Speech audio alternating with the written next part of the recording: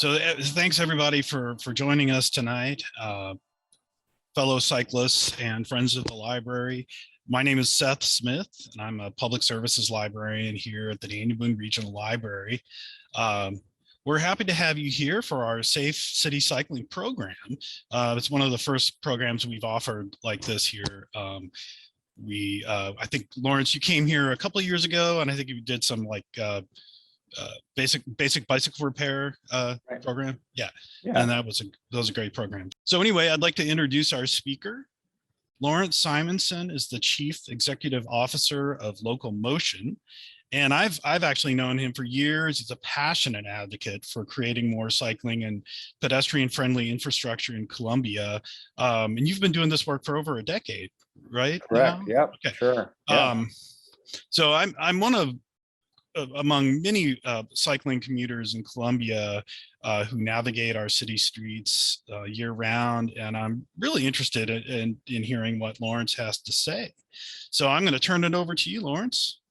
Yeah, I'm gonna pop up my screen here to share, and I'll get started. All right, Seth, do you see my page that I started with when we tested this?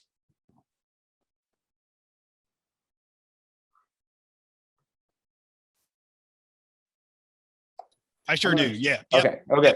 Great. So as Seth mentioned, my name is Lawrence Simonson. I'm the CEO at Local Motion, formerly PedNet. We've rebranded as of just over a month ago now. And so I've got a lot of slides and a lot of information for you, but please feel free to interrupt and chat with me if you have a question. Be forewarned that I easily go off on tangents. So if you ask a question, I may need to be pulled back on topic, but we'll get going and feel free to chime in if you need to. So a little bit about Local Motion and who we are. We are a policy and infrastructure and transportation nerds. That's what we are. We're a bunch of people that just love the transportation system, the built environment, and looking for the most optimal way to optimize our city through improving the transportation system in the built environment. We are an advocacy organization. Most people aren't familiar with advocacy organizations. When people think of non-for-profits, they often think of service agencies or fundraising agencies.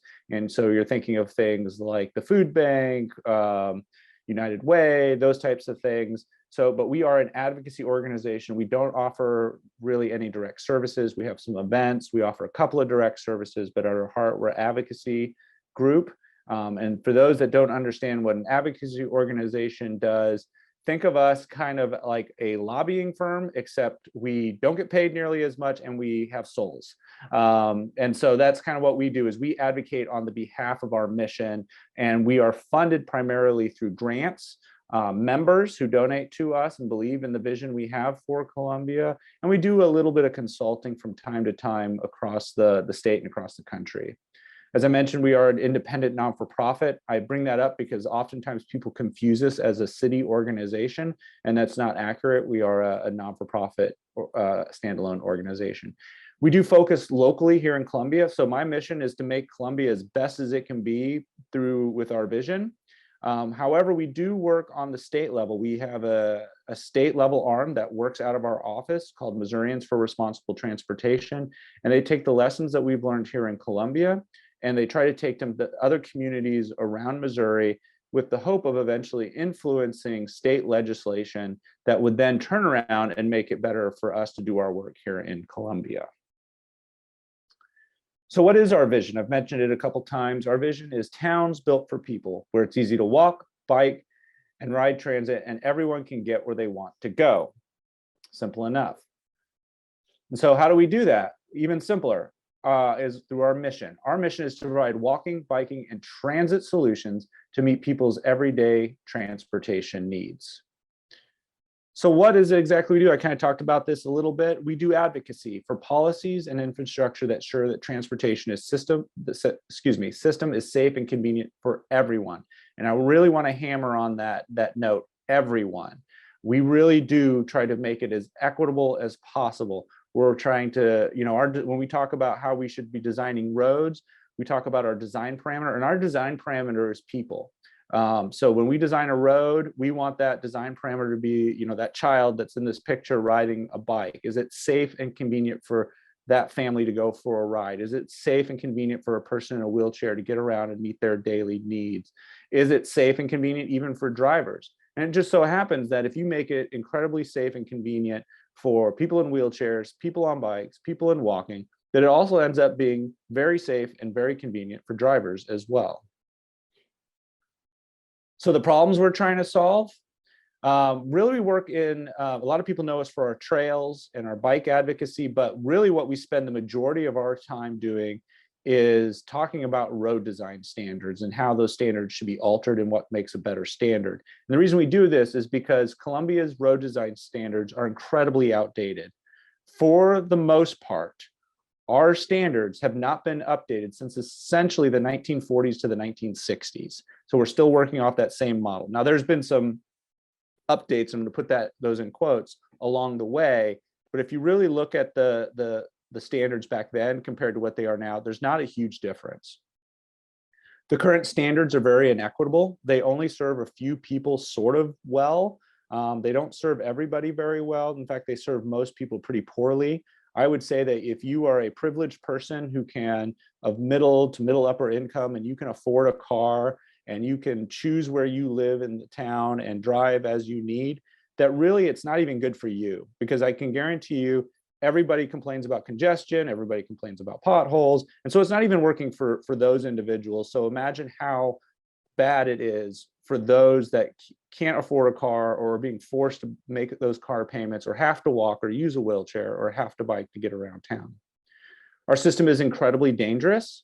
Right now, this came out just the other day, we are on track right now nationally to have the highest number of traffic deaths and serious injuries in our country since 2006.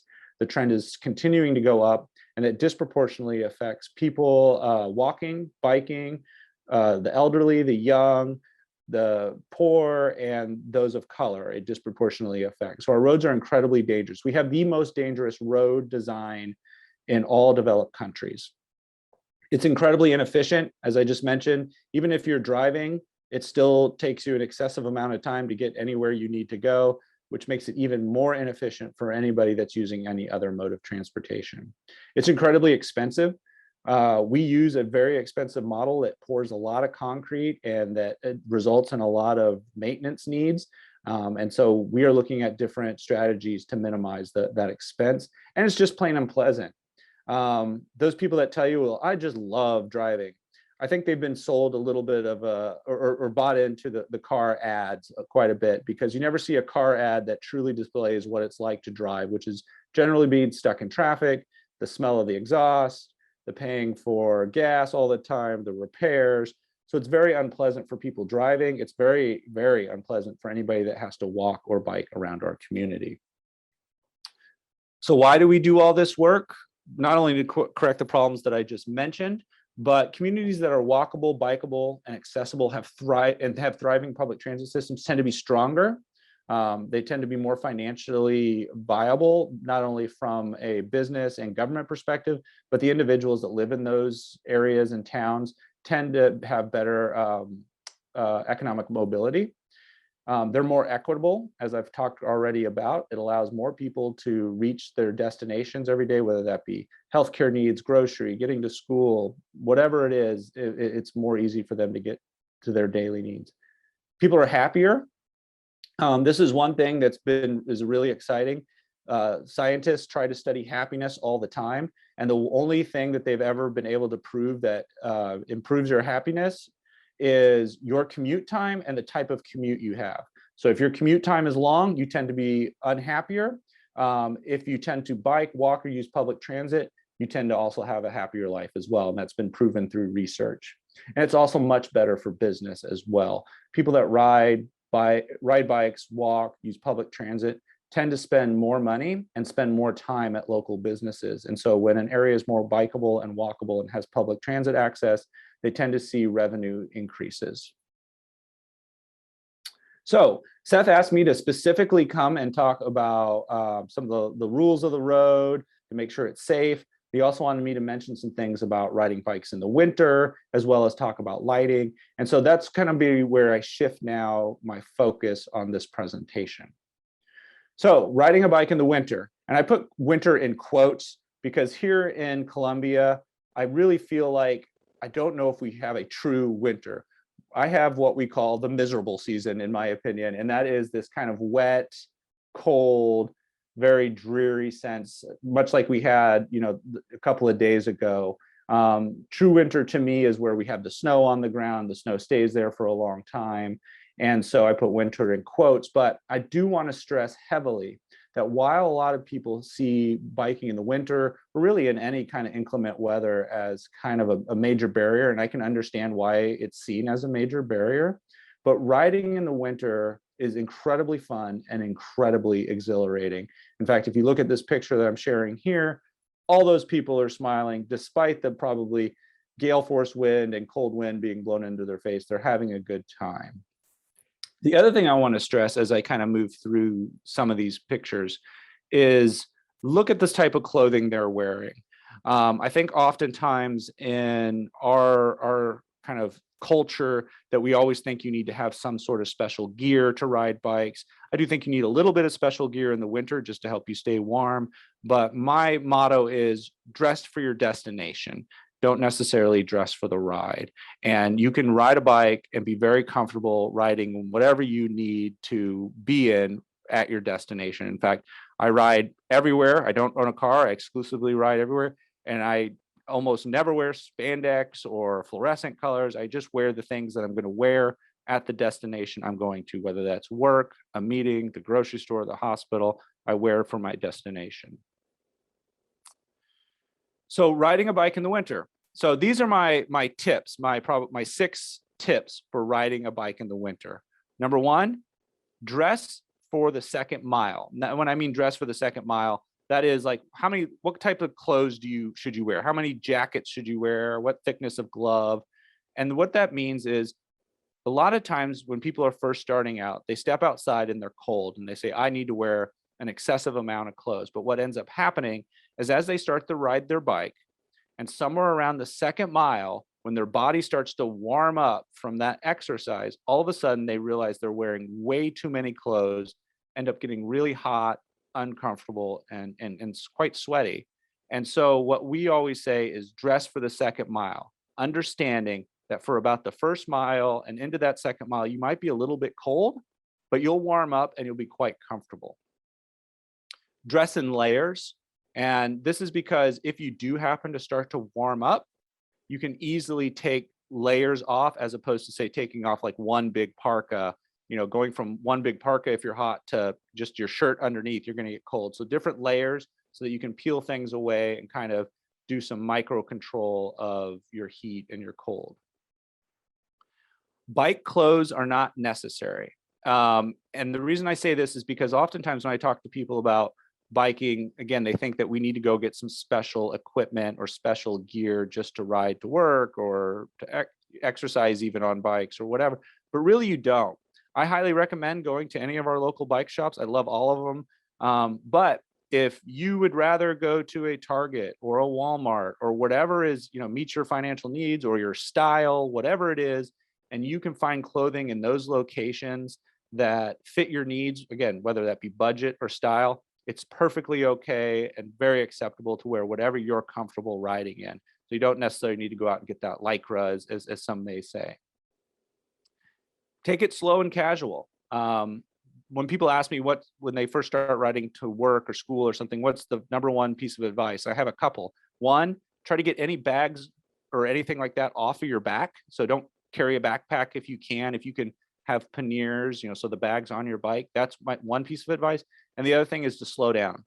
Most people, when they bike someplace, they try to go really fast, and that's when they start to get sweaty and uncomfortable. If you just enjoy the ride, it's a lot better and it's a lot more fun. But particularly in the winter, you should really start to take it slow and be casual because you're wearing so many layers, but also because if there's snow on the ground, you definitely want to be a little bit more cautious.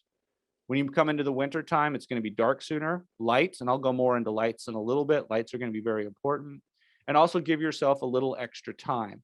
because when you get to your location, if you're wearing layers, you're going to want to take your jacket off, but also because of the inclement weather, you may need to go slower. There may even be an instance where you need to get off your bike and walk for a little bit. So give yourself a little extra time. So now I'll talk a little bit about my favorite winter gear. And this is the number one thing, one of the things I really like. This is called a wraparound earmuff. I think the name brand is 180s, but you can find knockoff brands all over the place.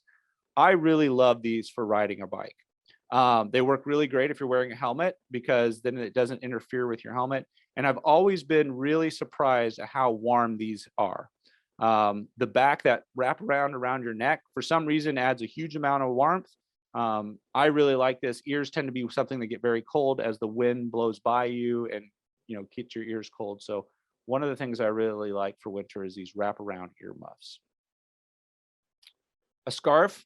I think a scarf is great. This is a great layering piece. It comes on and off really easily, depending on if you're hot or cold. You can bring it up over your face.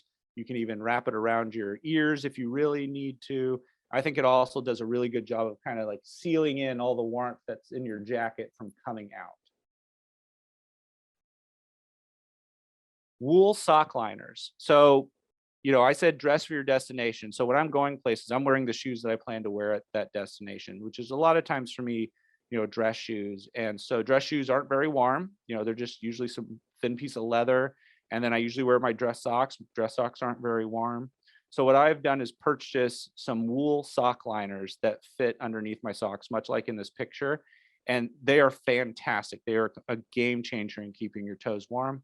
Now, I'm going to admit, and even for another piece of clothing here in a second, I'm a very cold-blooded person, that I even wear these things throughout the day. So when I get to my destination this time of year, I usually don't even stop and take those off. I just keep them on because I know I'm going to be cold all day. In fact, I'm sad to admit that today got up to about 50 and I've been wearing sock liners all day just because I've been cold in my office. And you don't have to get the ones that have each individual toe separated out like that. Just regular sock liners is fine. Now, this is a kind of a bike specific thing that I really like. If you start riding in the winter quite a bit, obviously wear some gloves. Your fingers are going to get incredibly cold. Again, you know, find the weight of glove that you really like that works very well for you. Make sure that your glove is somewhat windproof, because when you're biking, if you use like a fleece glove, the wind cuts right through it. You know, I find a lot of people will just go to a store and buy some regular old winter gloves as opposed to going and buying winter biking gloves, and those work just great. But if you're really getting into it, my favorite piece of winter equipment is this thing called bar mitts, which are just these neoprene, whatever you want to say those look like to you, that they fit over your handlebars and your hands actually go inside them. So like a big, huge pocket that your hand goes inside and you grab the handlebars, and there's some handlebars in there. These things are fantastic. Anything above 40 degrees, they're way too hot. And I wear these with no gloves on. And then when it gets down to into the 30s and into the 20s, I start to put on a light glove to wear these. And I think these are really great. And I think they help vent a little bit better, so you tend not to get as sweaty as you do in some gloves. But again, use gloves at first until you decide this is it for you. And then if you really want to treat yourself, maybe going after some of these bar mitts, and sometimes they're called pogies. My other pieces of favorite cycling gear for biking gear in the winter are long johns. So I put an older picture of the person long johns are actually named after on the one side. Again, I'm a very cold-blooded person, so this time of year I start wearing long johns all the time, but it makes a huge difference wearing a pair of long johns just under your dress pants or your jeans or whatever you're wearing for the day to keep you warm, not only on your ride, but then also when you get to your destination. And then the other thing I really like this time of year is a set of rain pants. And I really like full zip rain pants like that are shown in this picture. Unfortunately, I don't own a pair of full length zip like this. I used to, and I loved them, and I couldn't find another pair. So if you find them and you have the option to get full length, I would. But what's really great about these, if there ends up being some sort of precipitation, obviously they help keep you dry, but they're really great for, I think, when it's in the low 30s, to pop these things on, and they act as a nice windbreak, so that wind isn't cutting through your pants and onto your legs. And you can get these, you know, as cheap as, you know, like $30, and then spend as much as you want, but I think they're fantastic. The other thing I really like is an insulated jacket. Today, I didn't have to use my insulated jacket, but I did use my work jacket, which is just a black dressy type of dress coat. In the winter, I'll continue to, when it's colder, continue to wear that jacket. But what I'll do is I'll layer my puffy insulated jacket underneath that, and it helps provide a nice layer of protection. Some people do like to add a rain jacket on top of that, or a shell type jacket. I really don't ever use anything like that until it gets extremely, extremely cold. But if that's your style, then go right for it. So that's a little bit about riding in the winter and the gear I think you need for riding in the winter. The only thing I say again is be cautious at first. I think the most important thing is making sure that you wear the appropriate gear to make sure that you stay warm and comfortable and or not too sweaty. But just be careful if there's any sort of snow or rain or anything like that, because it can add to the slickness of the roads. Now I'm going to step over and talk a little bit about bicycle laws and best practices for everyone. And again, if you have any questions or anything as I'm moving along, feel free to ask. So the best piece of advice I give anybody for how to stay safe and make sure you're within the letter of the law for riding a bicycle on the roadway is to just act and be treated as if you were another vehicle on the road. If you do this, 9 times out of 10, it'll put you in the safest position. If you're riding up to a stop sign and you think to yourself while you're on a bike, do I run this stop sign or do I stop at this stop sign? Well, what would you do if you were a driver of a vehicle? Well, you would stop. So do that. So that's the type of thing I'm saying is anytime you have a question, what would you do if you were driving your car? And do that same thing. And you should be treated respectfully, and you will be within the letter of the law and putting yourself in one of the safest positions. So the reason I say that is because when you ride a bike on the streets, you are considered a vehicle. This is true in Missouri, and this is true in all 50 states. If you are on a bike, you are considered a vehicle. And people on bikes have the same rights and responsibilities as anyone driving a car. And you have a right to ride. You have a right to ride on any road at any time, except those specifically marked otherwise. Everywhere in Columbia, you are allowed to ride on any single road in Columbia. You are even allowed to ride on the interstate, surprisingly. You are just not allowed to be in the travel lane. So you are allowed to be on the shoulder. I don't recommend it. It's incredibly scary, but technically that is allowed. So I just want to make sure that you never feel like you're not allowed to be somewhere. A little bit about lane position. This is something that both I see a lot of people that are new to riding a bike around, they don't quite get. And I think this also aggravates a lot of drivers that don't understand either safety or best practice for people riding a bike. So most of the time, people, when I see them, especially when they're newer, they'll ride as close to the curb as they can. They'll really squeeze themselves up there. And that really isn't what you want to do. The law states to ride as near to the right side of the roadway as safe. And the general rule is we consider that that's about 3 feet from the curb. You are also allowed to use the full lane. So even though it says 3 feet from the curb is the general rule, if it's safer for you to be 5 feet from the curb, you can be 5 feet from the curb. There's nothing that says you can't do that. And you are not required to ride in a bike lane. I've had a lot of people tell me that you have to ride in the bike lane, and that's not accurate. There are many reasons why you may choose to not ride in a bike lane, and I'll talk a little bit about those here in a second. So here's why. A lot of times, as you know, if you've ridden around Columbia, in the bike lanes, there can be lots of debris. There can be cracks in the concrete, glass.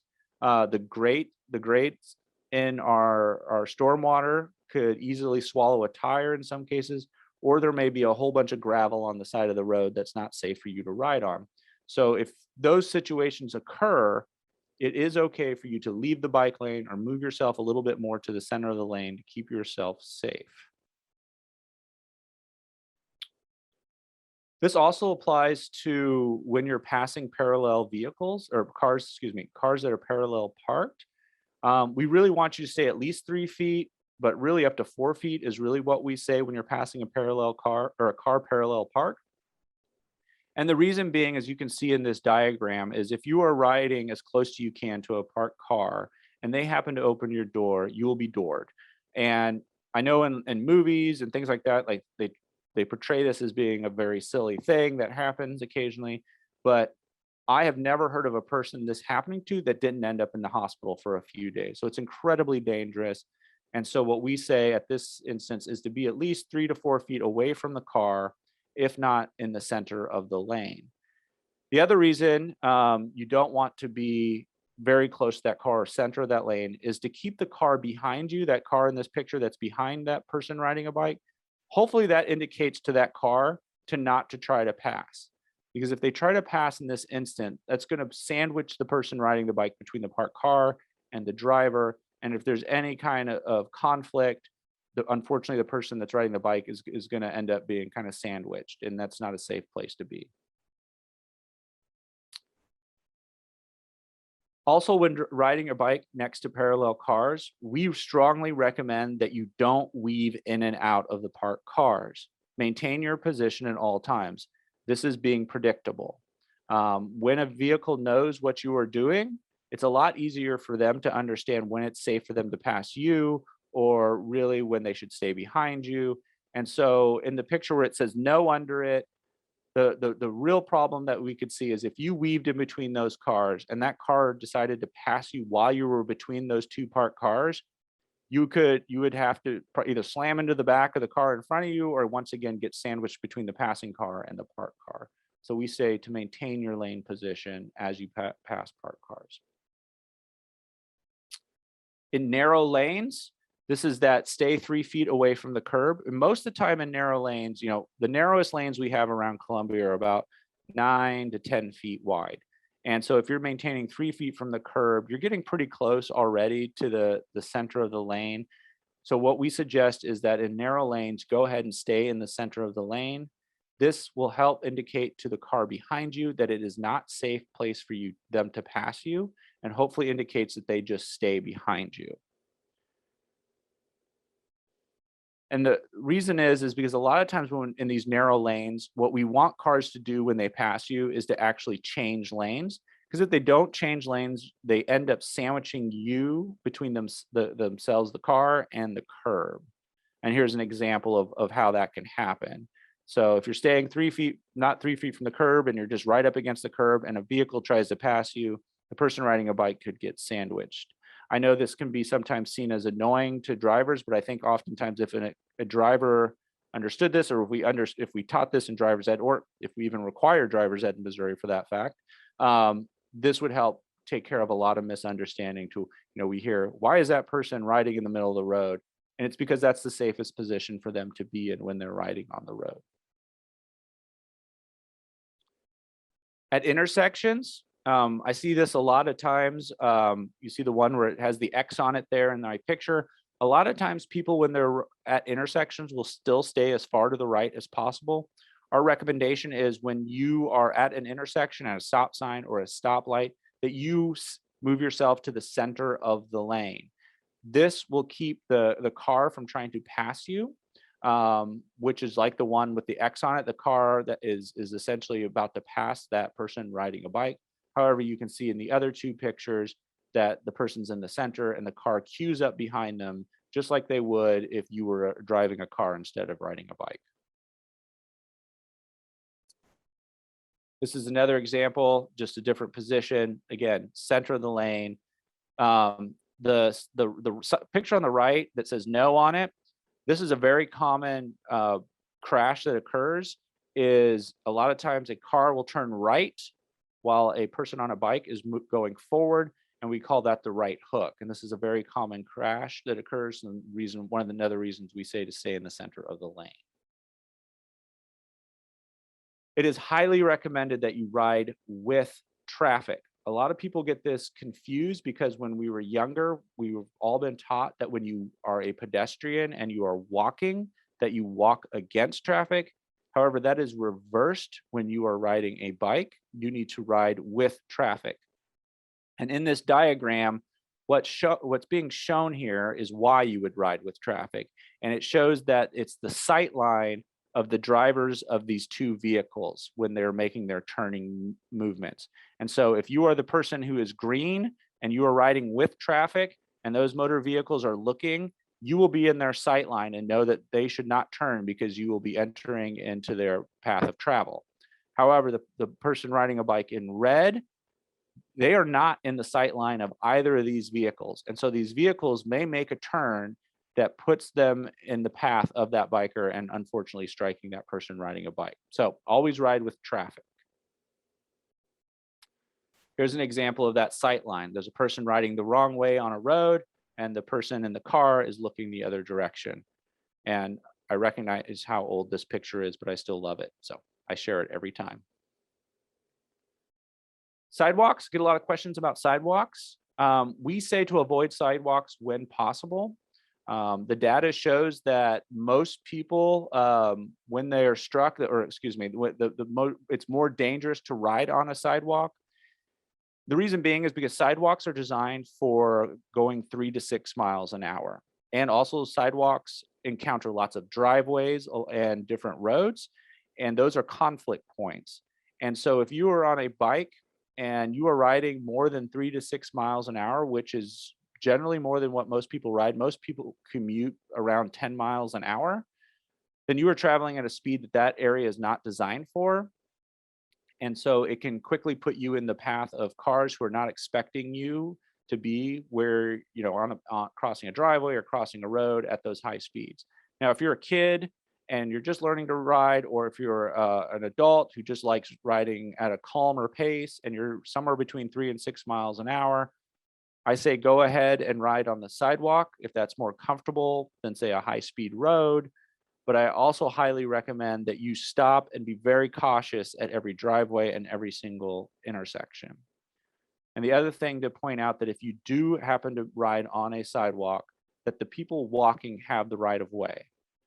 I often say to people biking, and I say this for people biking on the trail, imagine how you want cars to treat you when you're riding your bike on a road.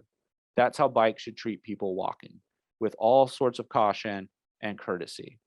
To point out, it is illegal to ride your bike in the downtown or in the district, so definitely no riding your bikes on the sidewalks there. Stop signs. The rule is, or based on the law, is all forward motion must cease. There's sometimes a common misconception that you must stop and put your foot down, like the person in this picture. That's not accurate. Just all forward motion must cease.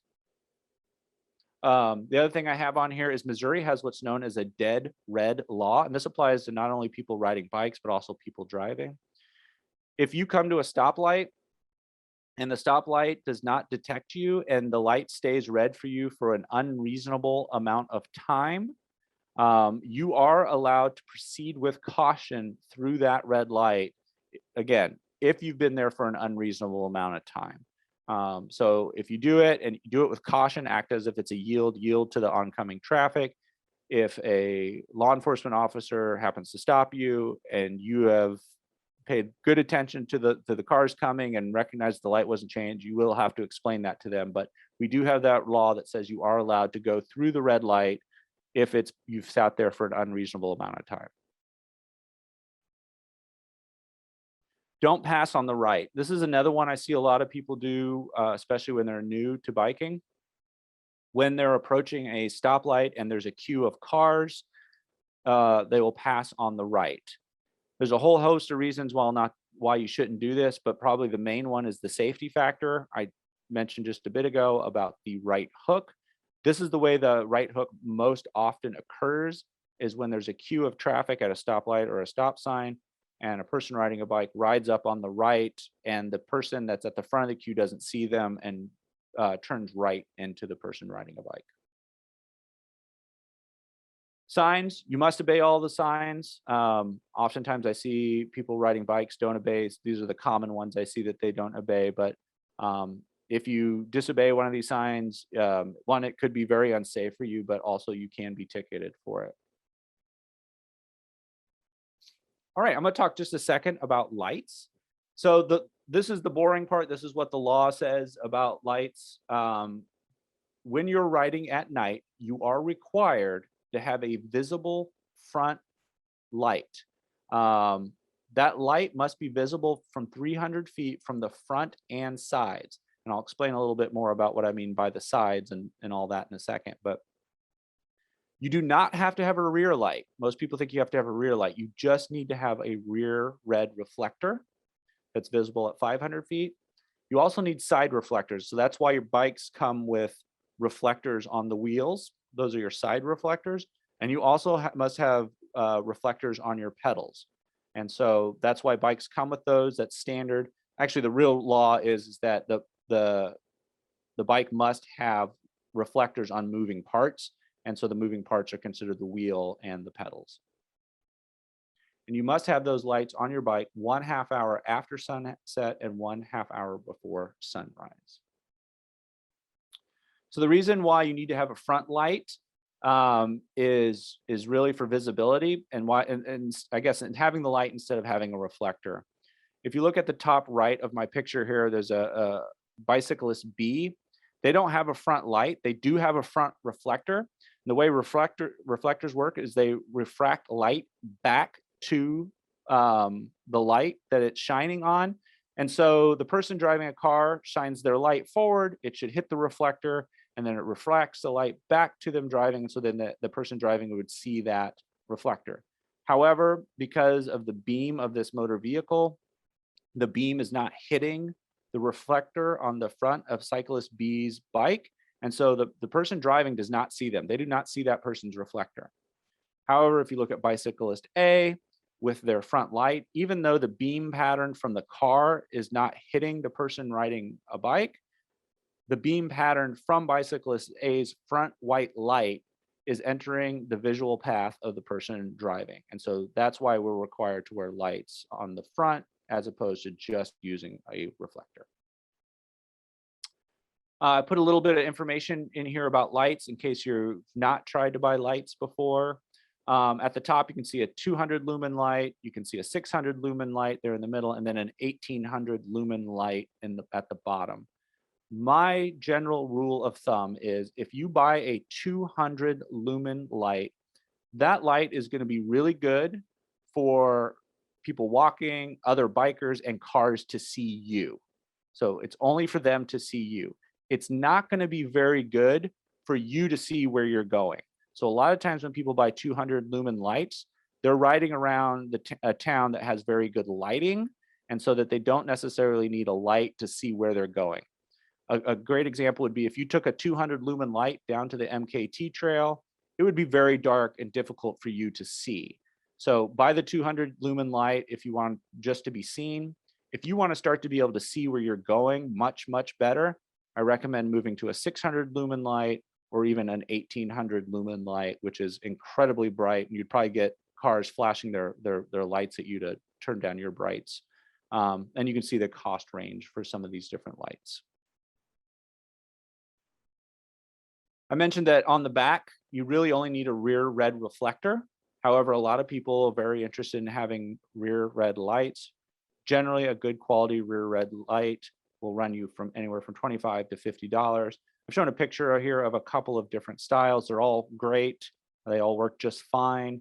The one picture in the lower right-hand corner, something that's kind of a trend, I don't know if it'll catch on, is having a rear red light that actually shines a red laser beam at the ground.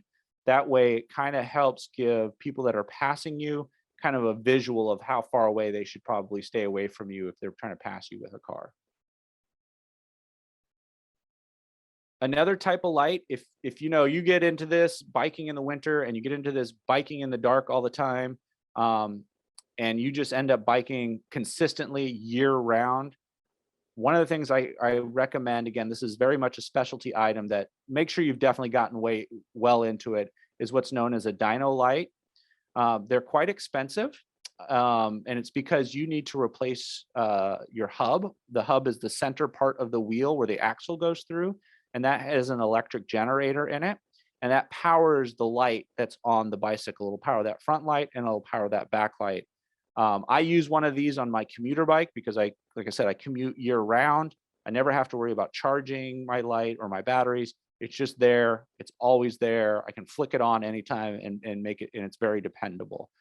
So if this is something you end up doing, year round into the future, and this is your main mode of transportation, I would recommend this. But before this, try out some of the other lights that you can clip on and off and are rechargeable. Give a quick chat about helmets. Within Columbia, Missouri doesn't have a helmet law, but within Columbia, if you are 15 years of age or younger, you are required to wear a helmet. One thing I think is very important to point out is that most oftentimes people will get a helmet that doesn't fit them right, or they wear it incorrectly. And I want to point out that if you do that, that is almost adding to the danger because of the impact that it can occur. Most of these helmets need to fit perfectly.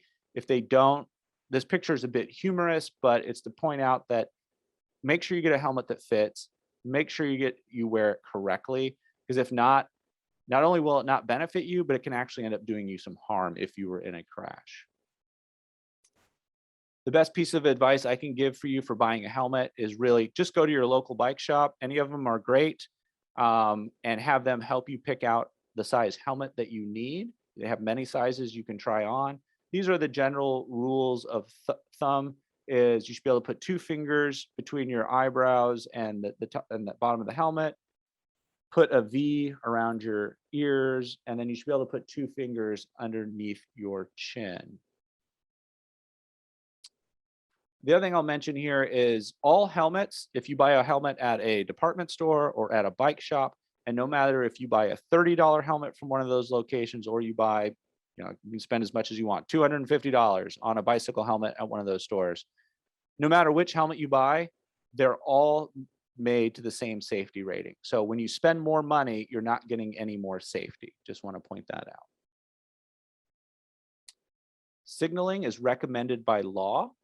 It is not required. We recommend it if you can, but if you need your hands to control your bike, you are not required to signal when riding a bike. However, again, it's highly recommended if you can do it. It also does not need to be continuous. So like in this picture, the person has their arm out to the right, signaling they're turning right. Once you've made your signal, you can put your hand back on your bar. You don't need to hold it out there until you've completed your turn. I put this slide in here to indicate that the other right turn. So left turn, point with your left hand out to the left, stop is the hand down. But when you're making a right turn, you can either do the way we were all taught, or many of us were taught in school, where you kind of put your hand up like this, or you can actually signal out with your right hand that you are turning right. In fact, we recommend that you go away from this old style where you're holding your hand up like this and you point out to the right. Most people these days do not know what it means when you raise your hand like this. Studies have actually shown that most people, when you do this, a lot of times people think, oh, I thought they were waving at somebody. So it's not being as taught as much or as well as it used to be. So we recommend to just putting your hand out to the right. In Columbia, we have what's known as an harassment ordinance. This is if you are riding a bike or walking or in a wheelchair, it is a Class A misdemeanor for somebody in a motor vehicle to throw an object at you, to shout at you, to do anything that intimidates you, blowing their horn at you. Now, this doesn't mean they can't give you a little beep, beep, like, hey, watch out. But they are certainly not allowed to lay on their horn in an intimidating fashion. If this occurs, I recommend that you get the make and model of the car and the license plate and report it to a law enforcement officer. Side-by-side riding, this is more for people that are going out a lot of times on recreation roads, rides in the country. It is completely legal when not impeding other vehicles to ride side by side. And I'll go into what impeding other vehicles means. There's a little bit of catch. I'll put a little asterisk on that for you all. Also, riding in this formation is considered best practice when riding in a group. When you're in this position, you are a larger or bulk object, so you're more easily seen. It also means that the motor vehicle now has to change lanes when passing, which is a lot safer than when trying to pass everybody while that car tries to stay within the lane. Again, sandwiching you all as the people riding bikes between the car and the curb. And so this is actually considered best practice when riding in groups, is to stay in this formation as opposed to going single file. Here's another example of that. Because when you're in the single file, as it shows there on that left picture, it's a lot more difficult to pass you. The person driving has to straddle the driving lanes. And if there's an oncoming car, that makes for a very tight situation. However, if you're bunched up in a group of 4, like in that picture on the right, generally what it means is that the car will stay behind you and not try to squeeze past you when oncoming traffic is coming. The other reason this is really good is because of passing distance. If you're in a group that's riding, 4 people, it doesn't make that much of a difference. But if it's a group of, 10 people who are out for a bike ride, if you stay in a straight line, you are a very long object to pass. So when coming into this group formation, it makes for a lot shorter passing distance for the motor vehicle. A couple of laws that don't apply to bikers. Driving while intoxicated does not apply to people riding a bike. However, you can still be charged with reckless driving or public intoxication. So you're not off the hook. Still be very safe. And if you have had anything to drink, I recommend taking the bus or walking or calling a friend to come and get you. Another law that, and I remember I gave the asterisks on this a second ago, you cannot, as a person riding a bike, be considered impeding or blocking traffic. A lot of times people driving say, oh, that person riding a bike is blocking traffic, or that group is blocking or impeding traffic. And this comes out of case law that basically states that someone operating at or near their maximum speed cannot be fined for impeding traffic. And so if you're on a bike and your maximum speed to get from your house to your work is 10 miles an hour, you cannot be considered impeding traffic. Real quick thing about trails and paths, and then I'll wrap up and then open it up for any questions. When you're riding on the trails or paths, so MKT or any of those within Columbia, you should always ride on the right and pass on your left. Highly recommend yielding to oncoming trail users. And remember that people walking have the right of way. This is something I see a lot that I find very frustrating, or gives people riding bikes a bad name, is if you're riding your bike and in front of you, there are some people walking going in the same direction as you, and then coming towards you in the other direction is another person biking or another group of walkers. A lot of times the person that biking behind that group will try to squeeze between everybody, so kind of thread the needle. Really don't do that. Slow up, wait behind the group that's in front of you, wait for the oncoming traffic to pass, and then give a nice polite signal, either gently ringing your bell or saying hi, passing on your left, before you make your pass of the people that are on the trail. Do your best not to block the trail, and as I mentioned, give some warning when passing. Something I will mention that's not written here, particularly as people are starting to really get into e-bikes, the trail does have a maximum speed of 15 miles an hour. So you're not supposed to be riding your bike more than 15 miles an hour when on the trail, whether you're an e-bike or if you're super fit and can go faster than that, you have to be 15 or less. So that's the end of my slides. Again, my name is Lawrence Simonson and with Local Motion, and I will exit out here of my shared screen and open it up for any questions if anybody has any.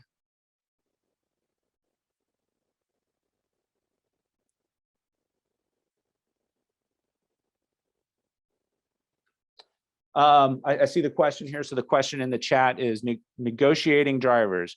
What's your advice on four-way stops, especially with the queue, or when a driver motions you to continue?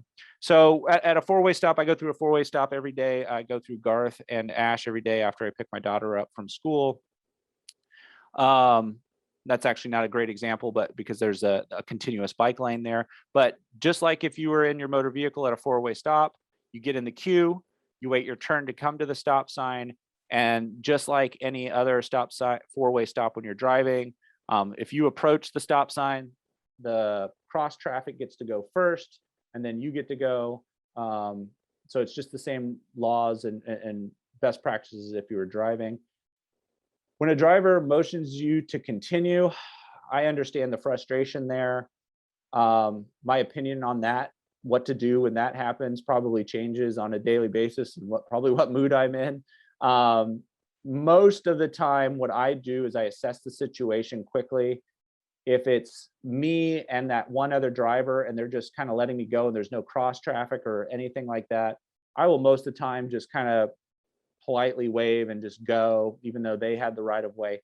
However, when it's in a four-way stop situation and there's cross traffic, I don't budge, because even though they're signaling me to go, the driver's doing the cross traffic. I don't know if they know that that person signaled me to go. They may think it's their turn to go.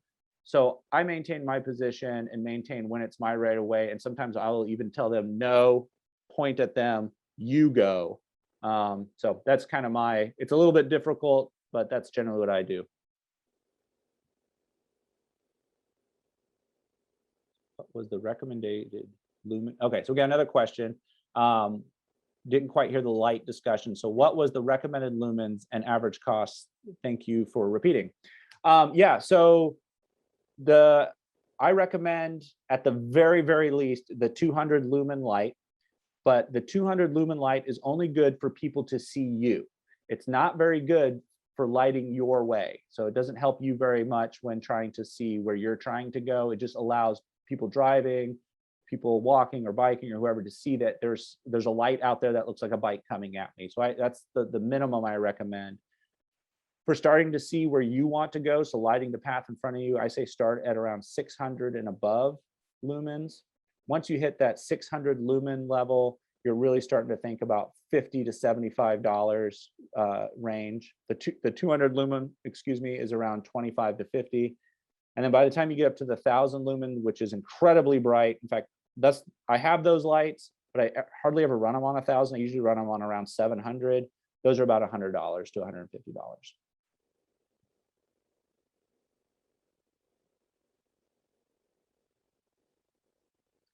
Do you have tips for convincing reluctant tweens that riding their bike to school in the cold or dark can be fun? I usually bribe them. And what I mean by that is create some sort of incentive for them to be doing it. I also would recommend, especially if you're a parent, going with them. That seems to be works really well. It seems like my son, who rides the bike, he rides his bike to school by himself quite a bit. He still prefers it if I go with him and give him some company. The other thing I also recommend is starting finding if there's any friends nearby to start a kind of a bus train or bike brigade, if you will, getting a hold of some other parents and saying, hey, let's get our kids together to ride together, and maybe a parent tagging along with them for a few times. That's what I've seen work really well, is when we get the groups of the tweens together, they play off each other really well.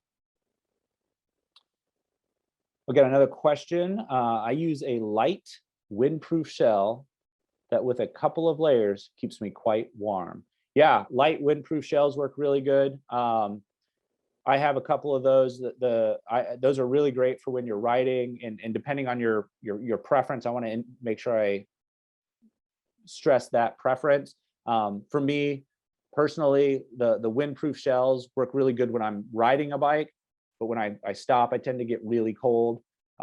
So if you're somebody that's the only layer you need, then go for it. But those work really well. Again, that's something you can get at any of the local bike shops, and you can also buy them. They've gotten real popular with all sorts of athletic wear from the different department stores. Thank you for that suggestion, Rob.